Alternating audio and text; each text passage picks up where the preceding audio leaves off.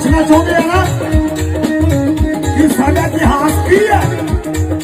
ਮਾੜਾ ਜਿਹਾ ਜਿਗਰਾ ਕਰਕੇ ਸੁਣੋ ਬਾਬਿਓ। ਜਿਹੜੇ ਲੋਕ ਕਹਿ ਦਿੰਦੇ ਆ ਵੀ ਸਰਦਾਰ ਜੀ, ਸਰਦਾਰ ਸ਼ਬਦ ਸਰਦਾਰੀ ਦਾ ਮਤਲਬ ਕੀ ਹੈ।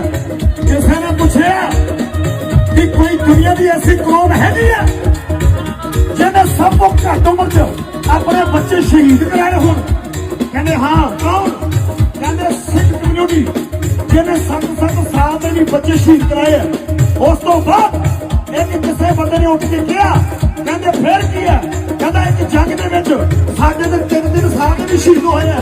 ਫਿਰ ਕਿਸੇ ਸਿੱਖ ਨੇ ਉੱਠ ਕੇ ਆਵਾਜ਼ ਦਿੱਤੀ, ਕਹਿੰਦਾ ਤੂੰ 3 ਸਾਲ ਦੀ ਗੱਲ ਕਰਦਾ? ਕਹਿੰਦਾ ਜ਼ਾਲਮ ਸਰਕਾਰ ਨੇ ਸਾਡੇ 2 ਦਿਨ ਦੇ ਬੱਚੇ ਵੀ ਸ਼ਹੀਦ ਕੀਤੇ ਆ। ਉਹਨਾਂ ਦੇ ਗਲਾਂ ਨੂੰ ਵੱਢ ਕੇ ਹਾਰ ਪਾਉ ਕੇ ਉਹਨਾਂ ਸਿੰਘਣੀਆਂ ਦੇ ਗਲ 'ਚ ਪਾਇਆ। ਤੂੰ ਗੱਲ ਕਰਦਾ ਕਿ ਸਿੱਖ ਕੌਮ ਨੇ ਮਾਰਿਆ ਕੀ? ਓਏ ਸਿੱਖ ਇਤਿਹਾਸ ਵਰਗਾ ਨਾ ਦੁਨੀਆ ਦੇ ਇਤਿਹਾਸ